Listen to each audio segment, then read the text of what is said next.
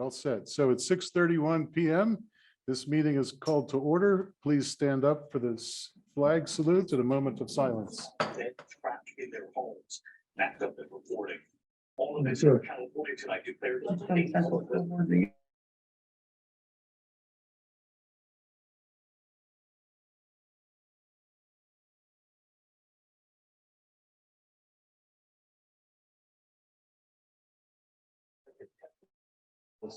Yeah. Let's put some in. Tonight, the Republic.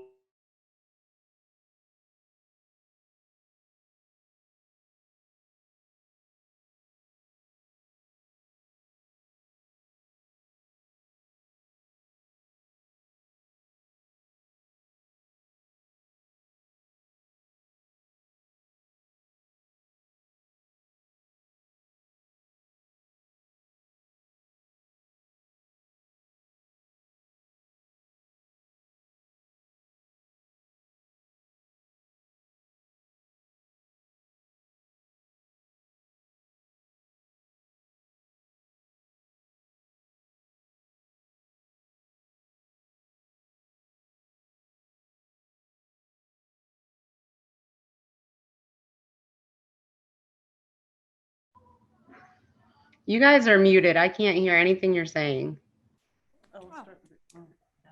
Now we're unmuted. Got us now, Polly? Yeah, Okay. Mr. I'm here. Koch? No, Mr. Koch. Ms. Lynch? Here. Mr. Scholes? Here.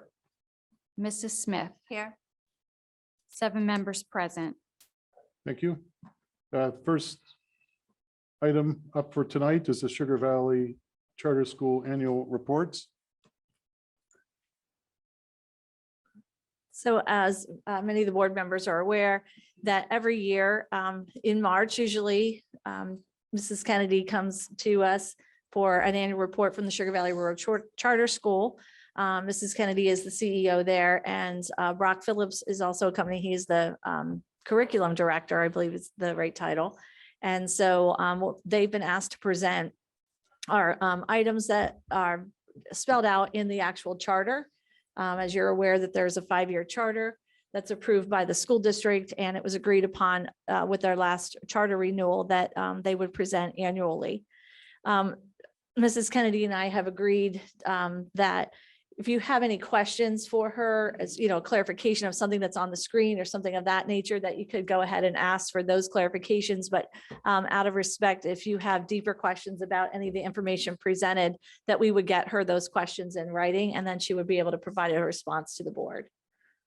So thank you for being here. And thank you again. I know it was a few weeks ago that you hosted several board members and myself for a tour of the charter school and a meeting with your trustees. So again, thank you for your hospitality in that, and welcome this evening. Oh, you're welcome, and thank you for having us. Okay. No, I think everybody can see that. So we're going to talk a little bit about communication. So Dr. Martin and I, we meet each month and we discuss any type of topic that we need to between the two entities. We're comfortable reaching out to each other. We do a lot of that for transportation for the snow days and things like that. I text her whenever I need to. She responds to me. So as she said, they visited, Dr. Martin and several of the board members visited. We had a really nice informative visit. We sat and talked. I gave a tour. Some of the board members, a board member hasn't been there, so he got to see the whole campus. So that was very nice. Our enrollment for this year. So as you know, it changes as we go, but I did check it tonight. It's the same. So kindergarten, we have 38 students at this point. In first grade, we have 35. Second grade's at 37, and third grade is 36. Fourth grade is 37. Fifth grade is 37, and sixth grade is 35. So the middle high school, as we call it, it's high school. It's 39 for 7th grade, 39 for 8th, 35 for 9th, 37 for 10th, and 35 for 11th, and 34 for 12th. So we have a total of enrollment right now of 474. We do have a waiting list, and I did look, and we have about 40 kids on the waiting list at this point. So our 5-year trend, we're projected to stay 475 until the next renewal process, which isn't that far away. It'll be coming I before feel you like know it it. goes faster and faster every year, every 5 years, I should say. So when a child chooses to unenroll for us, sometimes they will say, I want to take my child to a cyber school. I feel like they'll do better at home. So I always encourage them to go back to the district and enroll in your virtual academy, because I feel like that's where they should be if they're going to go cyber. So I do encourage them to do that. Oops, I think I went a little ahead. So the fiscal report, we had our first single audit. As you know, we've had lots of ESSER funding, unusual for us too, dealing with that type of money. We've never had to really deal with a lot of money like that. So we did have one finding for 2021-22, and we developed a corrective action plan, and it's located on page 62 of the audit package that you received. So again, if you have any questions or deeper questions about that, please feel free to send them to Dr. Martin, and I'll be happy to answer them for you. So the Sugar Valley has 3 governmental funds. We have a capital project fund, a general fund, a student activities fund, and a propriety fund of food service, which is separate. Our assets, we have cash and investments. All of the school's monetary assets are held in deposit accounts at the bank. We have no investments accounts at this point. The deposits exceed the FDIC limits, but are secured by the bank's pledge of securities in accordance with PA state law. Our general fund balance. So it is as of last June. So the report was 2022. It was $3,660,930. So we committed the portions of the general fund balance for restricted $1,036,130, committed $1,456,740, and unassigned at $1,168,060. So we do have some restricted funds due to the gymnasium because we took a loan out for that. So we have a mortgage retainer yet of $1 million at this point. The SVRCS board uncommitted the remaining funds for the summer payroll, summer operating expenses, and capital acquisitions on 12/20/2022. So each year, and I don't know if you're aware of it, we always have to commit some of our money throughout the summer months because there's a lapse in receiving funds at that point, you know, July and August. We don't receive funds again until September. So we always have to make sure that we have money sitting there. So our preliminary budget, we don't process that until May, and then we finalize it in June. The last grant that we got, we haven't really received final approval for it. They just sent us something else that they needed. It was the first response we've had since August. So we did get PCCD 2023 School Mental Health and Safety Security Grants. Next year, as you know, Penn State is doing away with their psychology program. We use them and we partner with them. So we have two students on campus, and they are overseen by someone else. And so that's going away, but the one student wants to stay with us, we're very fortunate because they are hard to find. So we're hoping that she will actually be employed by us, but we're going to set that aside for a school psychologist for $70,000. And then the $70,000 for safety and security grant will be used for bollards in front of the NPR. We need new doors in the some of the inside doors of the buildings they're hollow. We need to secure them. And speakers throughout the building, we do have a lot of them. We just need more within the classrooms. So just trying to keep everybody safe. Facility, we don't have any new facilities at this time. So I just took to show you a little bit of the gym that's inside there.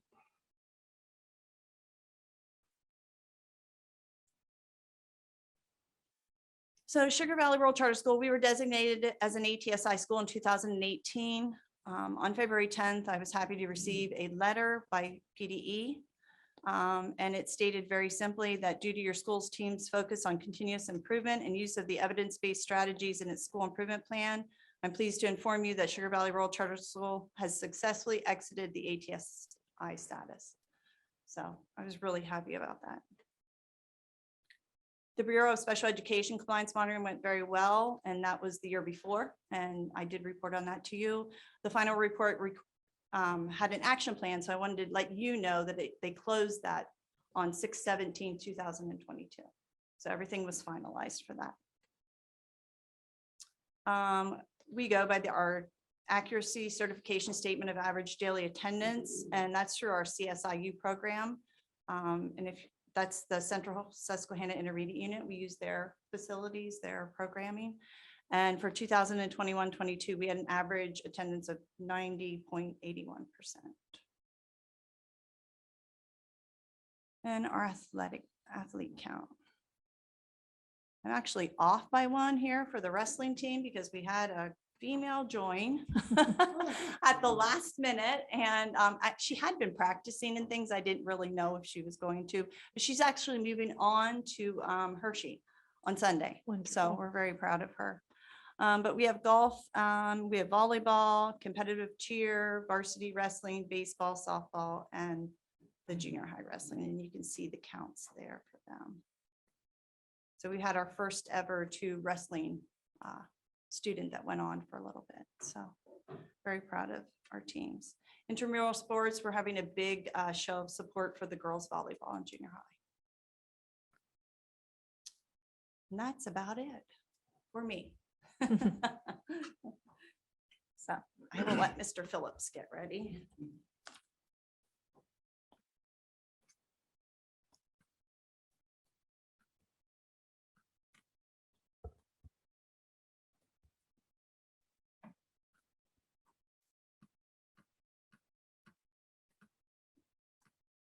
As Dr. Martin had stated earlier, my name is Brock Phillips, and I'm the supervisor of curriculum and instruction K-12 at Sugar Valley Rural Charter School. So I'll be presenting a little bit about our data from this past year so far. So the slide that's currently presented is just a breakdown of different interventions and assessment tools that we're currently using per grade level across the school. In some cases, we have extended even just a bit beyond what's been requested of us in order to have a few more assessments and interventions in place for various groups of students. All of our programs we're currently using to satisfy the requirements of our agreement are listed in this slide.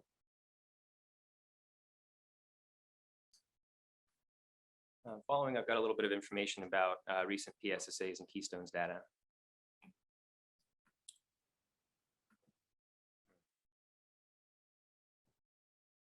So this slide, it's percent performance in ELA and mathematics, PSSA in 3rd grade for spring of 2022, the most recent testing completed. So we can see there, we had 15.2% of our students 3rd grade ELA below basic, 39.4% at the basic level, and then 45.6% at the proficient level. For math, 21.2% at below, 45.5 basic, and 33.3% proficient students in 3rd grade mathematics.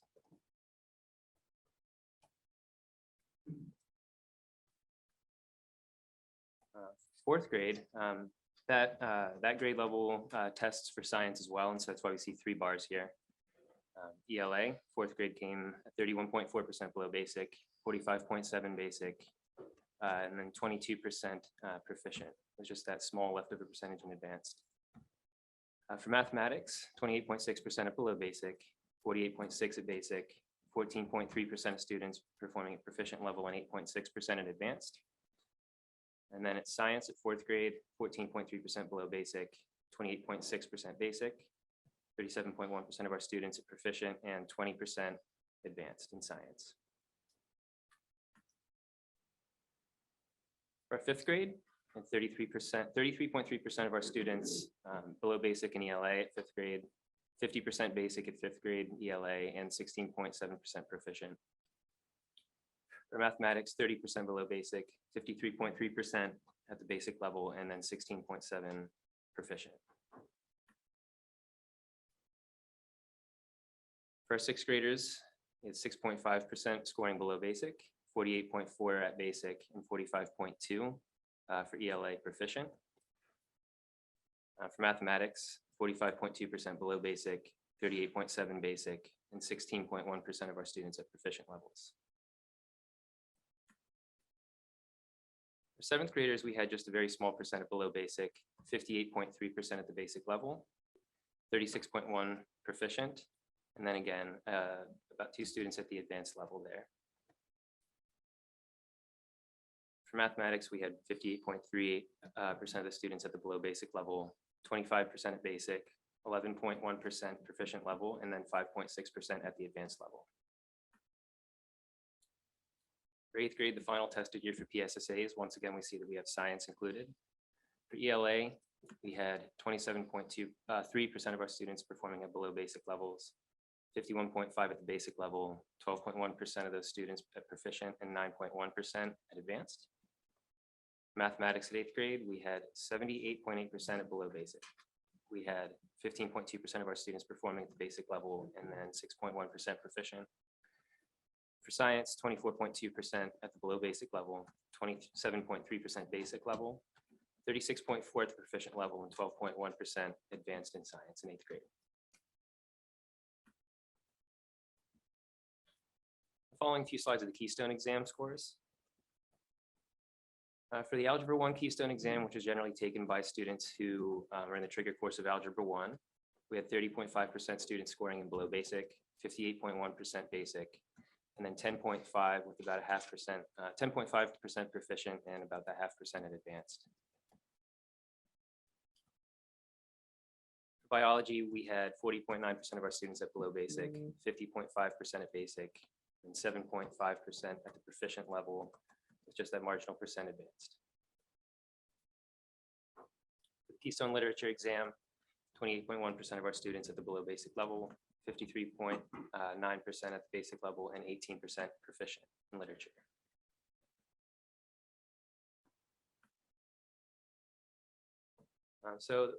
The map testing from NWEA is our first round of assessments that we use K to 12 in order to determine which of our students are performing at what percentiles nationally ranked across the country.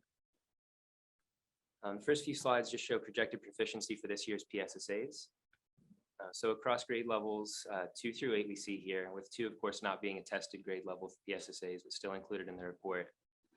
We had 28.1% of our students that currently are projected to be at the below basic level, 46.9% at the basic, 21.5% are projected to come into proficient, and then 3.5% projected to become to place in advanced in mathematics.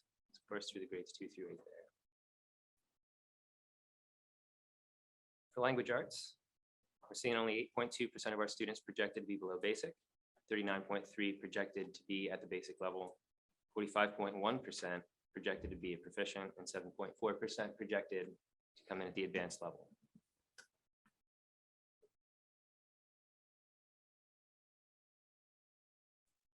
So in the following slide, what we see is our 9th through 12th grade math overall performance. They call this quintiles. It's broken down into percentile bands from 0 to 20, 21 to 40, 41 to 60th percentile, 61st to 80th, and then above the 80th percentile nationally ranked. And so for each of those grade levels, you can see the count as well as the percentage of the total population of students in each of those grade levels who've scored within those bands of percentile rankings nationally ranked. So in other words, those percentages are the percent of our students who are ranked nationally between each of those benchmark percentages when compared to other students in the same age across the country.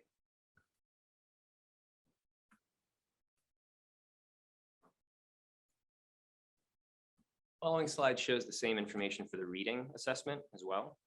So once again, we see the count as well as the percent of our students in each one of those grade levels who have scored in a way that would place them within those benchmark percentiles nationally ranked.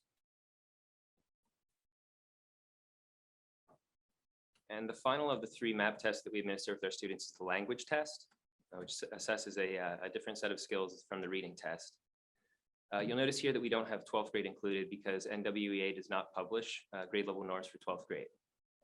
But we still see that information here for those quintiles for 9th, 10th, and 11th grade.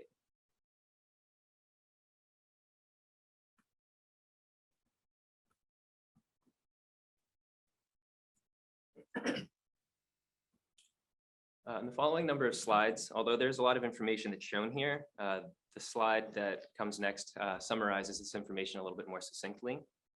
So I'm just going to go ahead and move on into the bar graph that comes next. And so what we see here, the yellow diamonds represent the number of RIT points, which is the Rausch interval scale score on these tests. Those diamonds are placed to indicate the number of points that students are projected or expected to grow from the fall test to the winter test each year. The blue bars represent our observed growth, or the growth that our students actually achieved on average at each of those grade levels. So we can see for a number of our grades that we are either meeting or exceeding those expectations. A couple notable differences there at 2nd and 6th grade. Although we are looking into some of those causes and then instituting some observations and other actions there, we also are aware that in 2nd grade, we make a shift to the 2nd to 5th grade level test, whereas prior to that year, the students are taking a kindergarten through 2nd grade level test. And then again, at the 6th grade level, students begin to take a 6+ test as compared to the 2nd through 5th grade level test. So each of those years, we generally do mark a slight drop off in student scores just because of them, in part due to the fact that they are moving into those higher, more rigorous tests for those upper grade levels.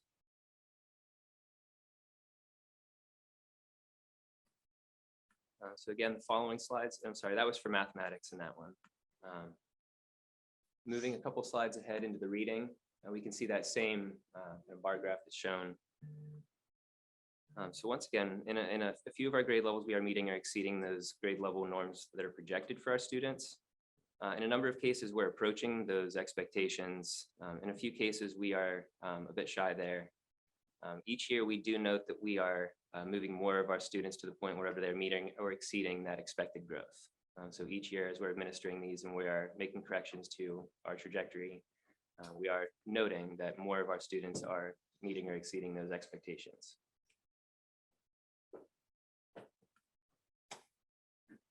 And then final slide there in this group is that language, the same chart for language test. You'll notice here again, the 12th grade is missing as well as kindergarten and 1st grade. The language test is offered for students in grades 2 through 12, with the 12th grade not having norms, which is why that's missing. And for K and 1, the students are not tested in language, which is why those bars are missing. Once again, we do see that in a number of our grade levels, we are either meeting or exceeding those grade level norms that are projected for our students. Looking to the past and what we've done so far with map testing and looking to our future, we are continually seeking to improve our practices, and we're instituting strategies that are helping our students to take more ownership of their growth, and working with our teachers to address any kinds of barriers that we note to any of that growth meeting the expectations that are published by the company.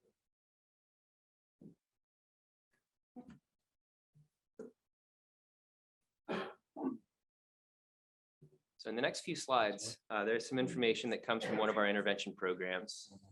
So we use Houghton Mifflin Harcourt's Read 180 and Math 180 at select grade levels, as was noted at the beginning slide. For the reading inventory, what we see here is that we have 40 students currently enrolled in that intervention program.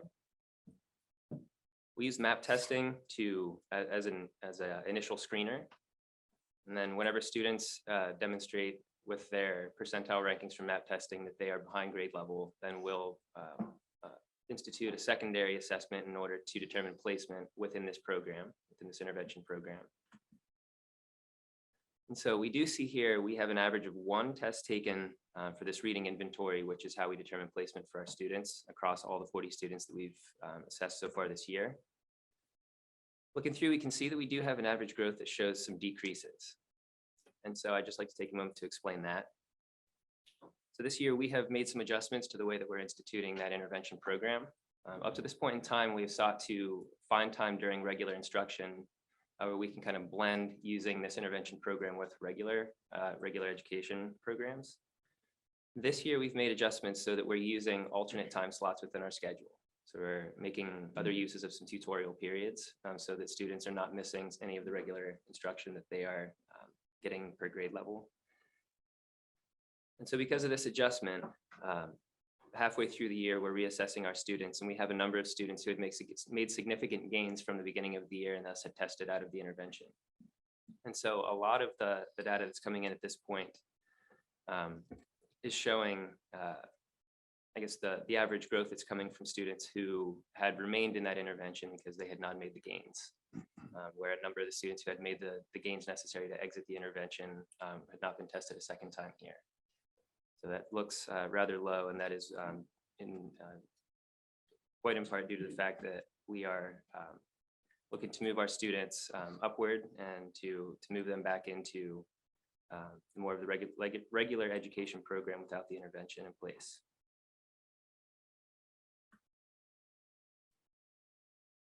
Of course, we use Math 180, which is the counterpart to the Read 180 program as well. Here we can see that we have split things up between course 1 and course 2, which are used for different grade levels. And so some of the data that's here is again showing a little bit on the low side just because of the fact that we have moved to instituting these in a tutorial period rather than during the regular instructional period. And so a number of our students had made gains that were significant enough that they had exited the intervention partway through the year and then were not tested a second time at that point, the second assessment.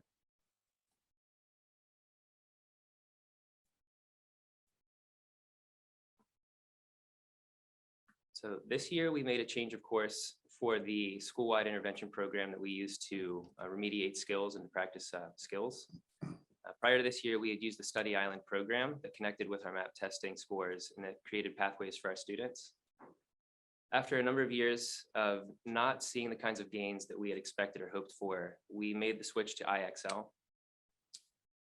So this program's research hinges much more on the number of skills that students are demonstrating proficiency and mastery with as opposed to the amount of time that students are spending in the program.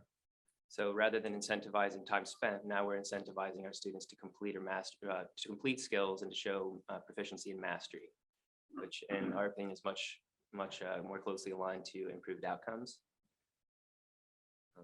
The research that's been published that we have analyzed in order to choose IXL reports out that students who are able to reach at least an 80 out of 100 SMART score, which is what IXL uses to demonstrate the proficiency in students. Students are getting to that SMART score of at least 80 in math and ELA and at least one skill per week. The research that we've used demonstrates that that is associated with somewhat significant increases in the school's percent proficient on state tests. So of course, we're trying to overshoot that goal, by as far as we can. We're asking that our teachers are getting, that are pushing our students to reach that proficiency level with at least 2 skills per week. In a number of cases, there are students that are taking it upon themselves to get many, many more than that. So we're just shooting for that 2 per week to overshoot the one that the company hinges the research on. So just 2 with being our minimum that we're shooting for with all of our students.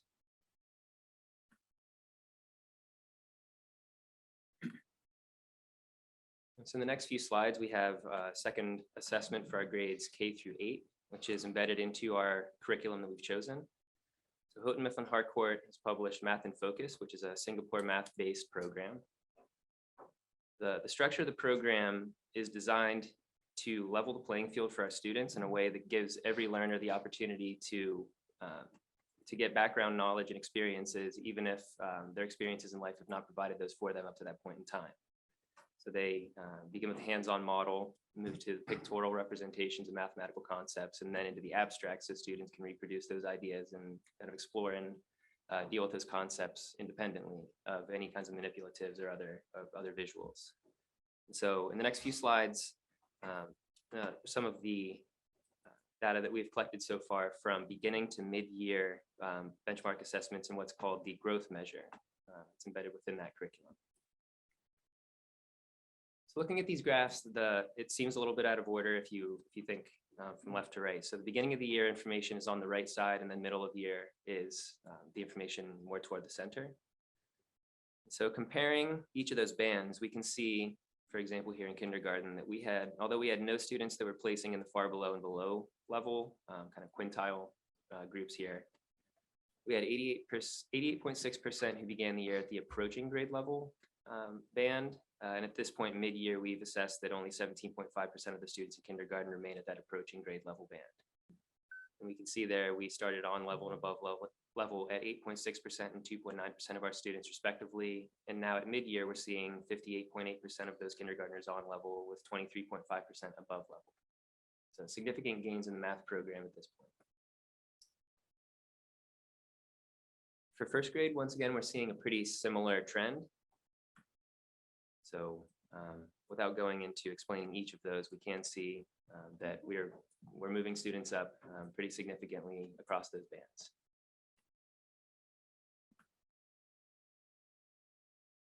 So again, at second grade level, we do see a similar trend with one noted difference that we do have some students that have slumped into the far below level. So there are, comparing our MAP test results with what we're seeing here, that has pointed us to take a little bit closer look in some of those grade levels just to determine exactly what some of the root causes of a little bit of that slippage are. And so that's been a significant portion of my work in this second half of the school year. In third grade, we see a similar trend, positive upward growth.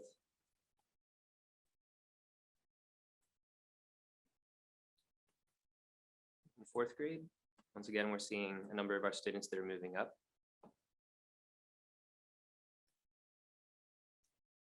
The fifth grade chart looks a little bit different.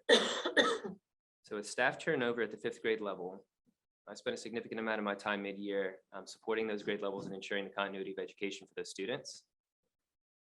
Due to the fact that I was new to teaching the program and ensuring that we wanted to keep our students moving on pace with where our curriculum map needed us to be, we felt that it was more important that our students continued to learn as they went along.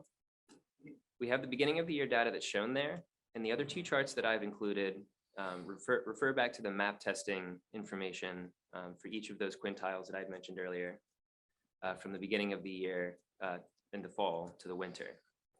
And so although it is not exactly the same report, it is similar information that shows that upward trend, even lacking that mid-year benchmark assessment for the growth measure for fifth grade.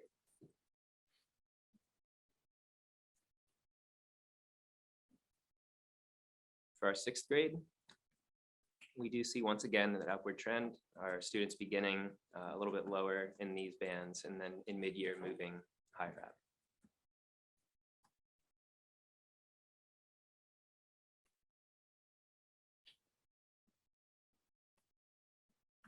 So there are also embedded assessments that are included within our English language arts program that we use from kindergarten through sixth grade. Due to the fact that those reports do not show the kind of growth that we are looking to display here in front of everybody tonight, I've opted to include what our MAP data shows as far as the PSSA projections for pass rates. Of course, grade 2 is not a tested grade level for PSSAs, but that number is included, and so I felt it appropriate to include that number here. And these are the projections for what percentage of our students in ELA are projected to be at the proficient or advanced levels.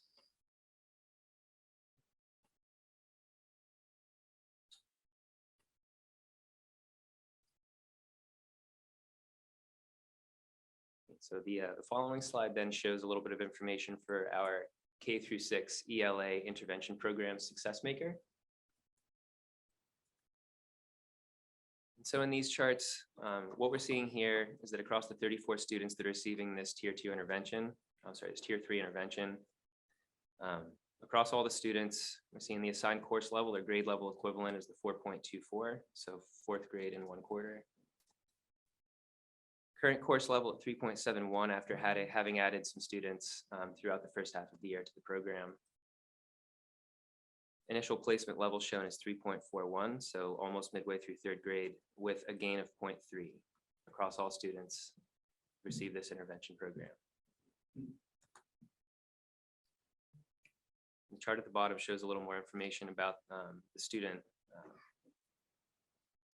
how students are interacting with the program as far as exercises that have been correct and attempted, and then the percent of exercises correct. So we're shooting for a 70% there. So there is a little bit, maybe we're just a bit below the mark that we're shooting for, but it is within just a few percentage points of the level of proficiency that we're seeking with those students.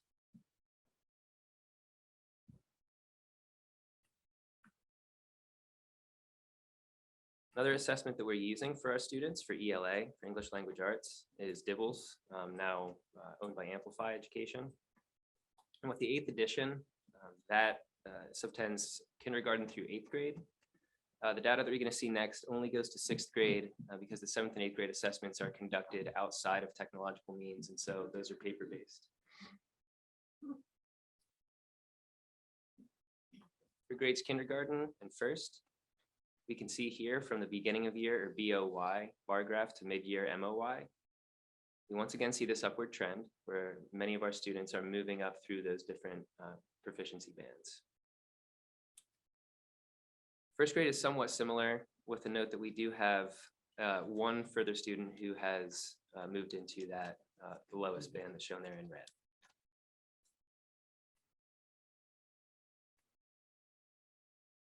The following slide, we have similar reports for 2nd through 4th grade.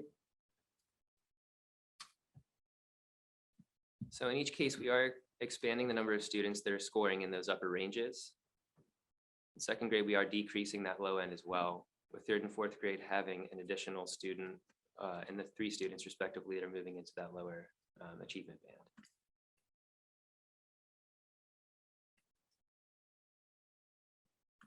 The following slide for DIBELS shows 5th and 6th grade. So for 5th grade, we do see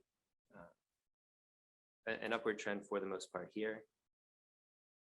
And for 6th grade, we're seeing a similar trend, keeping the same number of students from beginning to middle year at the advanced or above level, and diminishing the number of students that we currently have at those lower bands of achievement.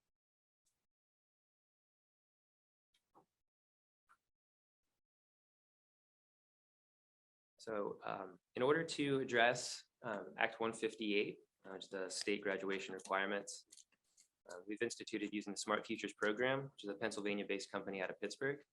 So we've, through partnering with them, they've been able to work with us in order to not only provide our students with educational opportunities to come to terms with their interests and their aptitudes, as well as to explore different career pathways.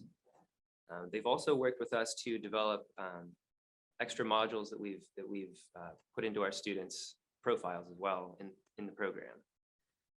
Currently house our students' graduation portfolios within the Smart Futures program, and so it's very simple to include a lot of the career-oriented aspects that students are working through into their portfolios. We are still at this point developing further modules to include into students' portfolios in order to incorporate a focus on the student map data so that they can take a stronger part in taking ownership of their own progress and growth, and they can make smart goals and plans that they can analyze after the fact in order to determine whether they are or not achieving the goals they've set for themselves as well. So we'll have more news on that the next time.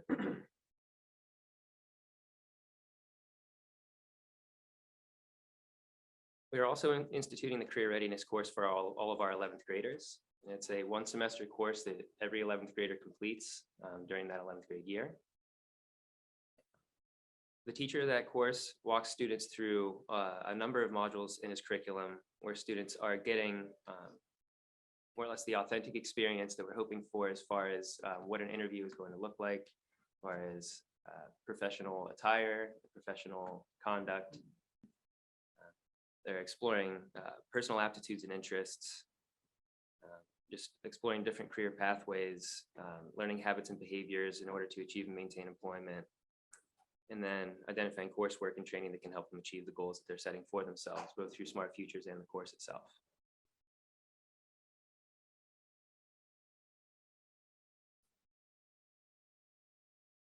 So our final slide here is just a summary of the new, or the currently existing ELA and math curriculum and interventions and assessments that are currently in place. This is more a summary of what we saw in the very first slide. And so for grades K through 5, of course, MyView Literacy from Savas Learning Program. Grade 6 is the middle school program, My Perspectives. Success Maker being our intervention program for our K through 6 students for your English Language Arts, and Read 180 at the 7th through 9th grade level. Math in Focus for grades K through 6. And then into math at grades 7 and 8, which is the progression beyond the math in focus at those grade levels. Math 180 intervention at grades 5 through 8. IXL is K through 12. Every student is taking part in that. And DIBELS K through 8.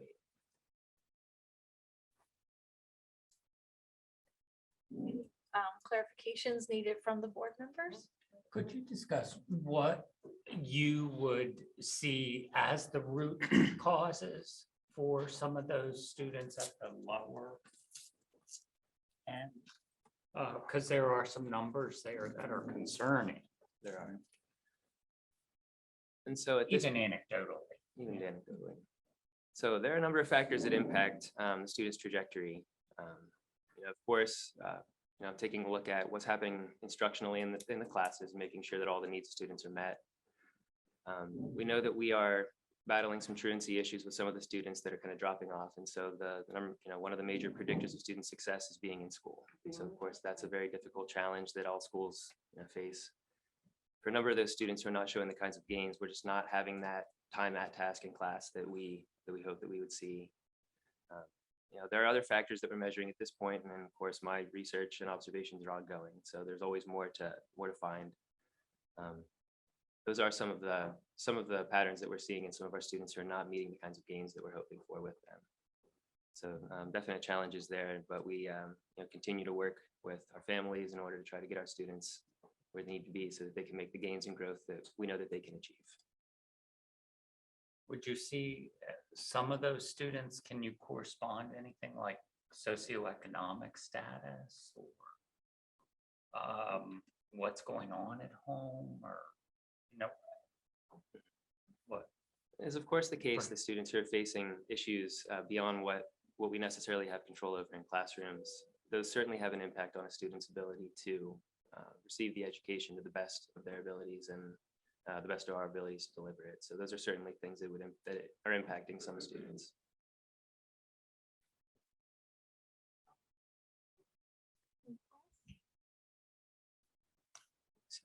Thank you very Okay, much. thank you. Thank Thank you Thank you for having us. Have a good night. All right, next up is the hearing of visitors. I believe we have 5 visitors on the list for this evening. Before we get started, just a reminder, I think everybody probably is aware of this, but each visitor has 4 minutes to provide their questions and comments. If the questions and comments are in regard to a specific school district employee, please do not use names of specific employees. Please use some sort of generic identifier rather than identifying specific employees. And I think that's all we need to cover. Oh, and as a general reminder, we are asked to sit and respectfully listen. And our school lawyer always reminds us that we're not supposed to engage or ask questions, but we do absolutely take all of the questions and comments very seriously, and we appreciate everybody being here. Did you have something you wanted to mention, Jackie, before we get started? Sure. I did want to say that earlier this week, there was a very serious behavioral incident that occurred at Central Mountain High School that involved several minors. This incident is still under investigation, not only by the district, but also with the district attorney's office.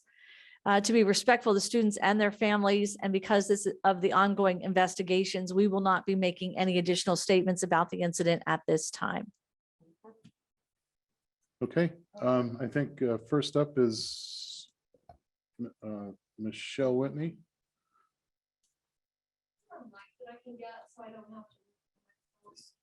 Yes.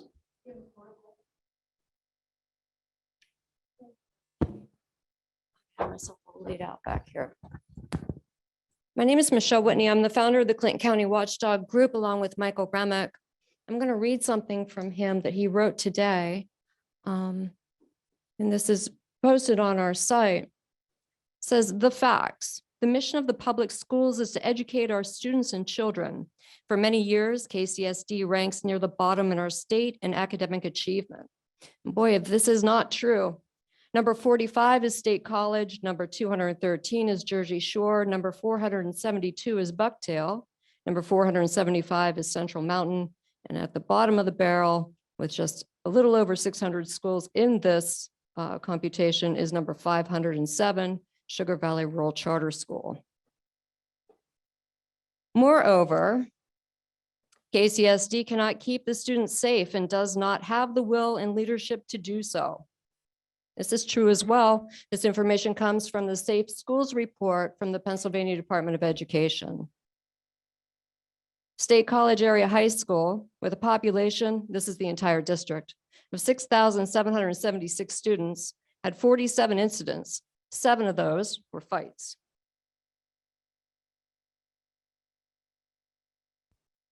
Jersey Shore Middle School, Jersey Shore, the entire district, the total population is 2,175 students.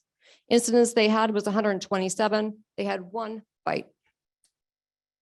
From the Safe Schools Report, we have Central Mountain, we have KCSD with a total population of 3,621. We had 268 incidents, 42 of those were fights. We clearly have an issue. And more of this is coming to light. I get reports and messages every single week about bullying issues in this district and fights. And it is swept under the rug. And this is common knowledge. But the board has not approached it and they have not controlled it. I'll continue to read what Michael Remick wrote. Moreover, KCSD is staffed by our relatives, friends, neighbors, and folks that we know. They too need to have a safe environment free from violence. Violence in unsafe schools will never yield academic achievement. Students and staff must have an educational atmosphere that is comfortable and safe and that they can depend upon. Moreover, violence in unsafe schools will yield poor attendance of students and staff alike. I have reported to you many times of the staggering habitual truancy at KCSD. Public schools are the anchor of our communities. Growth and prosperity cannot be achieved here due to the poor reputation of our public schools. This evening, I am calling for Jackie Martin to be released from her contract due to a lack of confidence of her from students, teachers, parents, and taxpayers alike. Tonight is an opportunity for this school board to finally do what it's supposed to do. This school board governs the superintendent. They are at the top of the chain of the command. It's up to you to rectify this. It's nothing personal against Jackie Martin. It just isn't the job that we as taxpayers, students, parents, and teachers alike deserve. Thank you.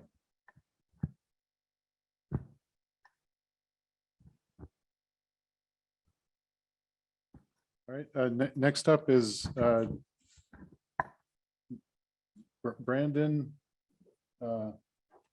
Is it Divini? Okay, yep.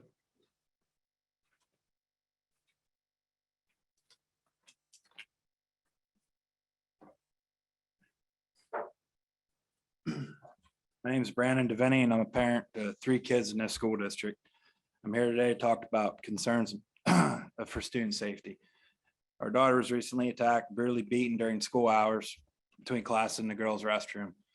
We send our children to school each day with the expectation they will not only get an education, but they will be safe and protected, not just from external threats, but from the hands of their peers. Your student handbook states that as a school, you're committed to provide an environment where students feel safe and secure. Please tell me, how are you doing this? How can we be assured that our children walk through your doors, that they will be protected, that you will provide the fundamental safety they deserve when they are not at home? That is a priority for your institution to uphold the commitment stated in the student handbook. Schools have surveillance cameras to help support a safe environment. I want to know how these are being utilized, who is monitoring and when. Are they being used as a monitoring device, as parents would expect, or are you only using them as a deterrent? In spaces where cameras are not permitted for privacy, like in a bathroom, what are the monitoring protocols to maintain safety and deter opportunities for violence and bullying? Or do you prefer to rely on the video footage that's being taken by the students when they're standing around recording children being attacked and beaten? Because that's what's happening. How does a large group of children congregate in and outside of a bathroom, loud and yelling for a significant amount of time before an adult is even aware? There needs to be active monitoring in the hallways by individuals and by the use of cameras. This needs to not only happen during class times, but in between classes. There also needs to be a better disciplinary system in place. Upholding accountability is of the utmost importance in preventative action. Students who know no repercussions for their actions will never have a reason to stop. I've been made aware of students who have started fights, being suspended for just 3 days and then returning to school, and on more than one occasion. Something needs to change and the school needs to be held accountable. The school's #1 job is to keep our kids safe. Everything else should come second to that. The school has a moral and legal obligation to stop this violence, to keep all of our kids safe, and you are failing to do so, and something needs to be done about it. That's all I have. Thank you, Brandon.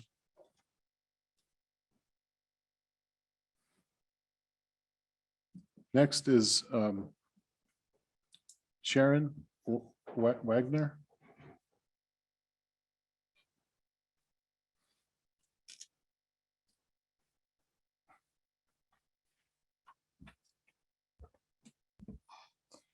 Hi, my name's Sharon Wagner. I'm the mother of 3 kids in this district and 1 child that was brutally attacked. While so many stood by and did absolutely nothing about it, I know some couldn't. I understand that.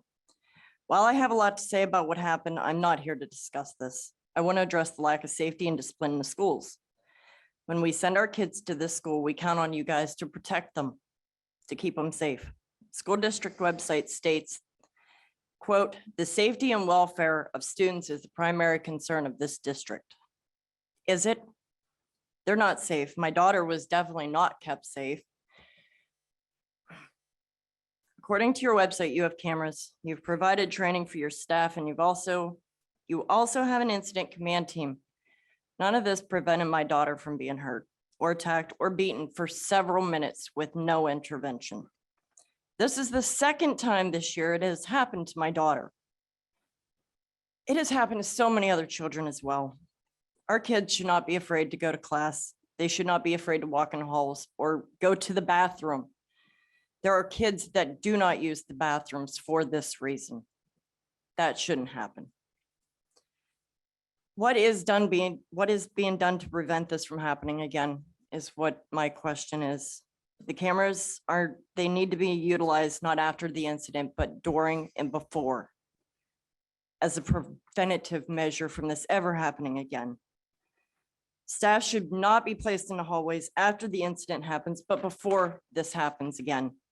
This has been a pattern, and these bullies are waiting until things calm and the so-called security measures are gone. They're backed off and then they start attacking the kids again. I've been told there are hall monitors who monitor the bathroom during class, but I'm also being told that the hall monitors leave before the bell rings. They don't come back until after the next class starts. Why are there not more teachers or staff in the hallways during these times when these fights are known to happen? The teachers used to stand right outside the classroom doors until everybody came back in. Does that even happen anymore? Do these teachers care? I have been told many times the lack of supervision is due to staffing issues.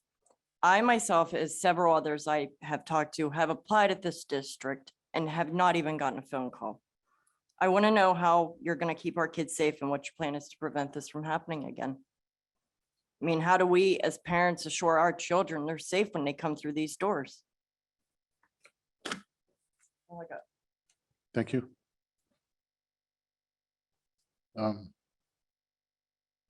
Next up is Christopher Corbin.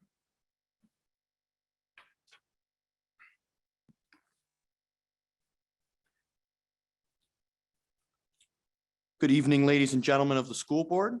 My name is Christopher Corbin, and I shall begin tonight by saying this. I'm truly honored to be allowed to speak before such wise and honorable individuals. It is this wisdom and honor that enables me to hope that you shall appreciate what I say. And what I say is this: the issues found within our schools have gotten out of hand, and profound change is the necessary solution to this serious problem. This week, a freshman was beaten to the point of unconsciousness. During this same week, a student got so frustrated that he punched his fist through a window in the cafeteria. Students are constantly leaving class and roaming the halls. Drugs and tobacco are a constant problem. Fights are only shocking when an absence of them is occurring. These problems are consistent to the point that we as students and teachers, as faculty, have become desensitized to them. They are simply becoming a part of life. This is in no way a denunciation of our administration. They've put forth superhuman effort to push back against this tide of destructive behaviors. I have only respect and admiration for the men and women who occupy the Central Mountain High School's main office. However, theirs is an impossible task when one takes into account the resources they have and the situation they are in. Faculty too, in these desperate times, are left to take on jobs far beyond their massive commitments as educators. They are zealous in their work to make CMHS a great place, but even their immense energy is expendable. Students, teachers, and administrators are slowly losing their resolve. We are becoming weary of this grinding chaos. I am also not saying this as a student who merely wishes to complain about a school they dislike. To the contrary, I am proud to call Central Mountain my alma mater. I've been forged through it into a better and more rounded individual. I have learned new areas of learning that I love to study, and I have made relationships that will last a lifetime. I am proud to be a Wildcat. However, I am more and more becoming the minority. Central Mountain has gained a reputation for these issues, a reputation that has begun to outshine those things that I love about it, its staff, its arts, and many other things. I, for one, will not stand as the name of my school is dragged through the mud by the very real issues it faces. But these issues are too much for me, or indeed anyone, to fix. So I come not with a solution, but with a vehicle towards providing a solution. The school is made up of many groups, each with a stake in what happens in CMHS. The administration, wise in its stewardship, the faculty, the boots on the ground, the parents whose children are being taught and influenced by it, and the students themselves, the adolescents whose future is being shaped. Each of these groups are key to the success of any solutions to the school's many issues. I come then with a suggestion. The best way to get these diverse groups to support a solution is if they have not just a voice, but an equal vote in what solution is implemented. You, the administration, cannot take into account the perspectives of these people closer to the problems.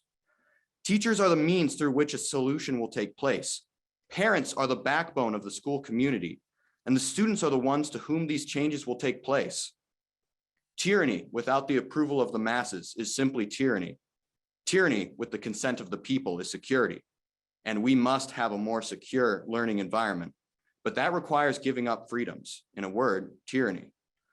Thus, to avoid the ire of the people and thus get an unworkable solution, allow each group to select worthy individuals, teachers, students, administrators, and parents to meet in a committee, not as advisors, but as full legislators with equal power to come up with a compromise amenable to everyone. This is radical, I know, but will lead to something we can all get to behind. And unity through democracy is stronger than the issues we face. Thank you for your time. Yeah, thank you. Let's see, next up is Rebecca Mulder.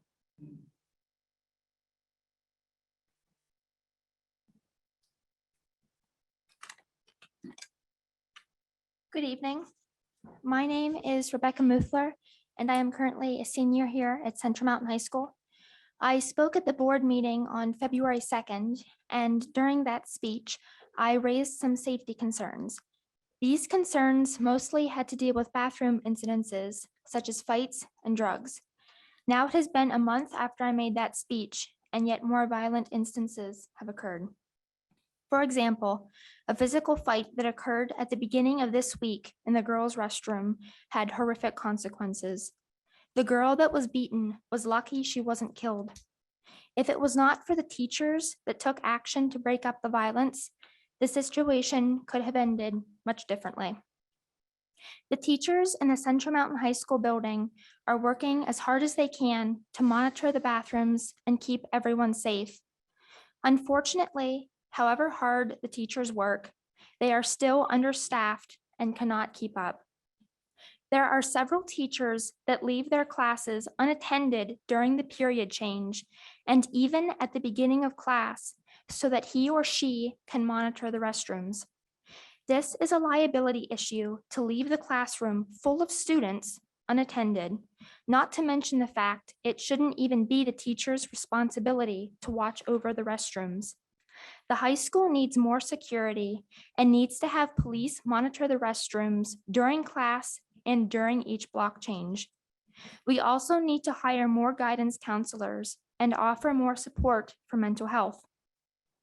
Safety needs to be a higher priority at the school.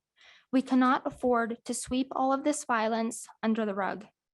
Teachers and principals are doing all they can, but they have a limit as to what they can do. My goal is that we, as a student population, as well as the teachers, principals, and the school board, can all work together to make a change. I ask that each one of the board members take a walk through the high school and speak to the teachers and staff. Please help to make a positive change to our school. Students, teachers, and the community are tired of the violence. As students, we should not have to constantly look over our shoulder and feel unsafe. We need to better this school for the students, for the teachers, and for this community. Thank you for your time. Thank you.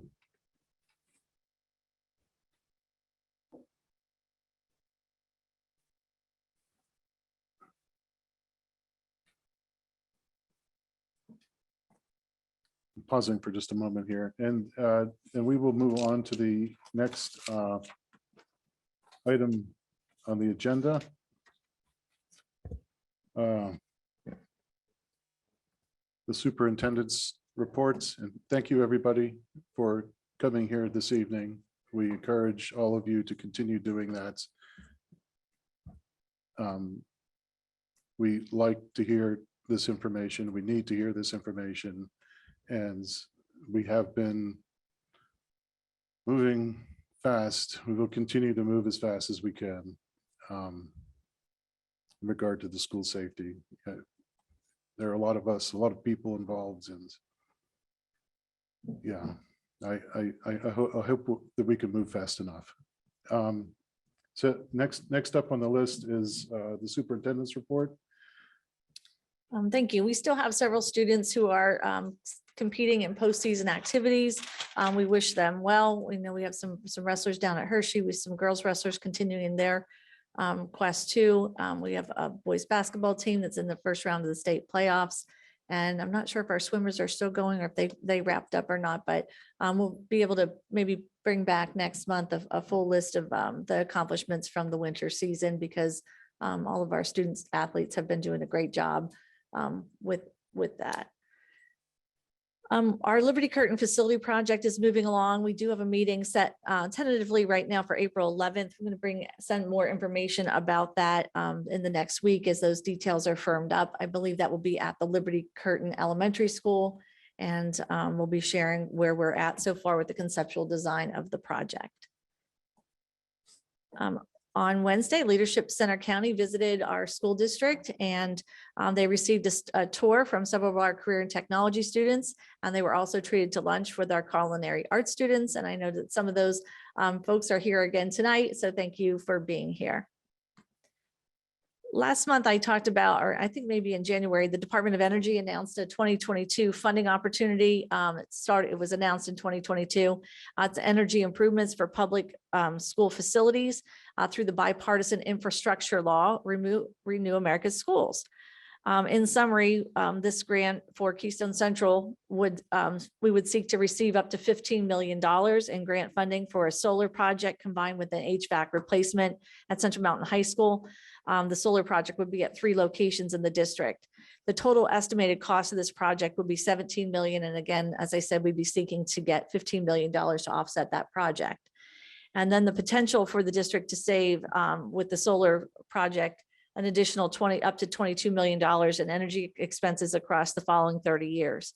The district's not obligated to any of the project at this time, only in the future with board approval.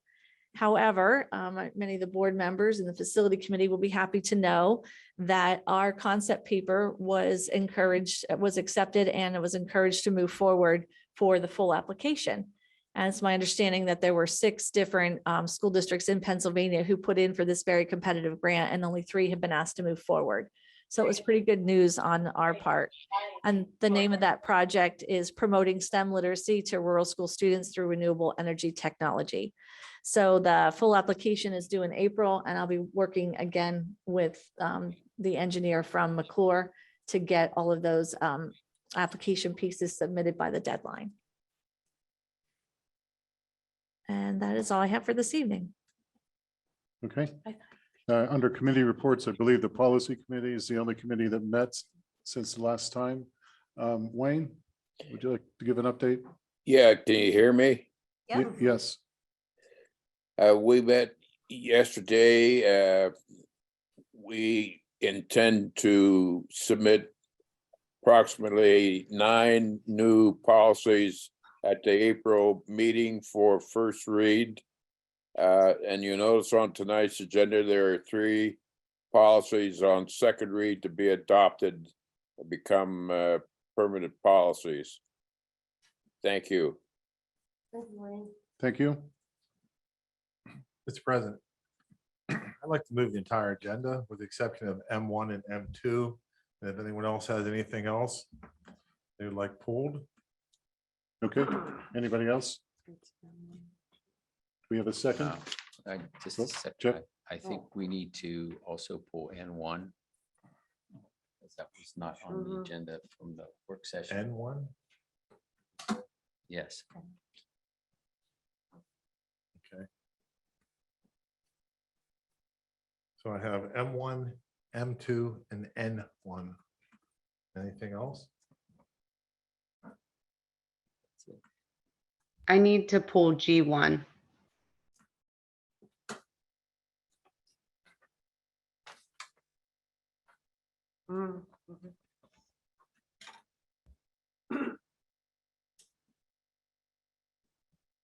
Okay. Do we have a second?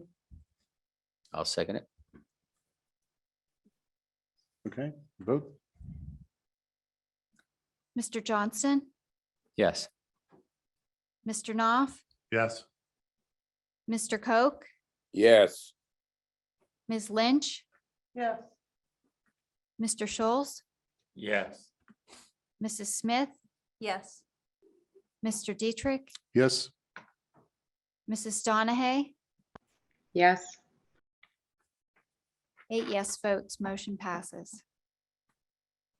This time I'd like to move G1 as a taxpayer appeal. I'll second that.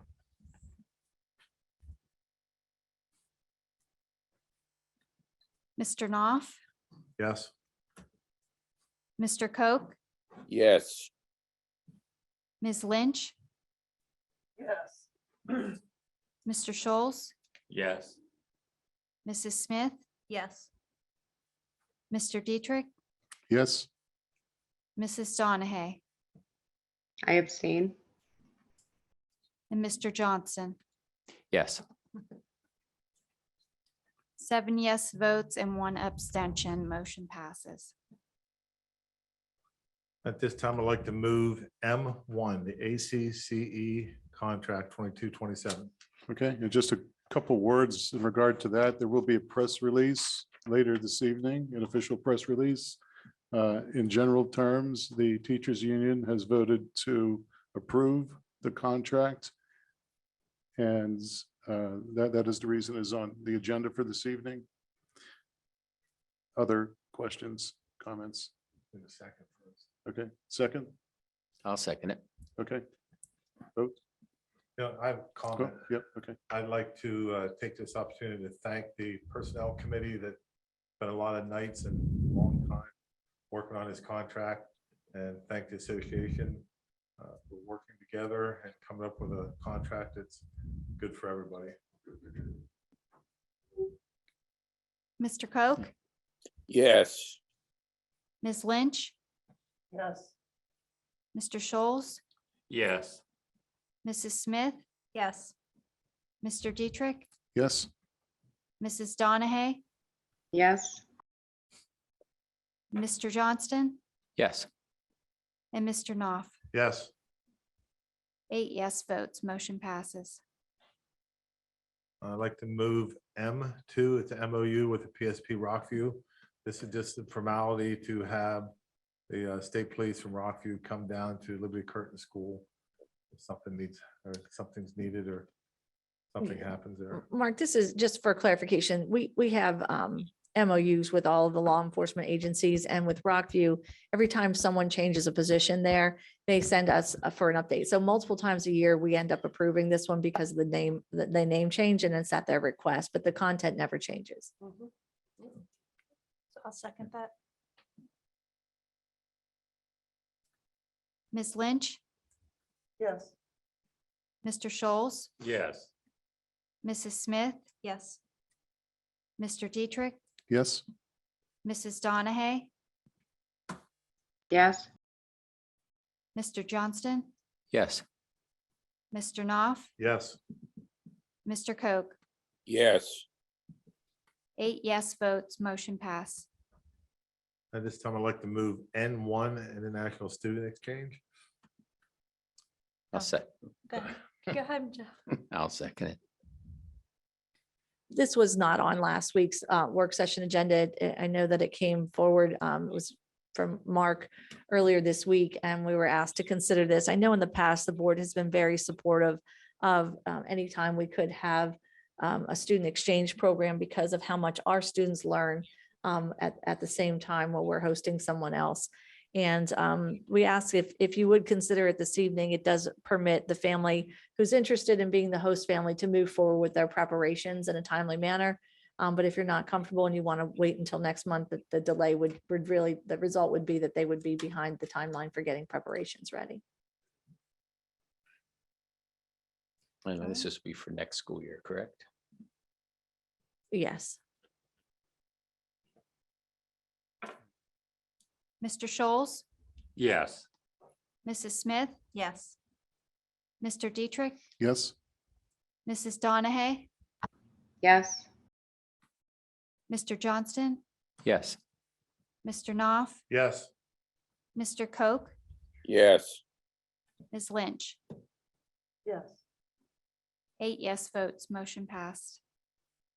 okay, if there's nothing else, I'd like to move O1, adjournment.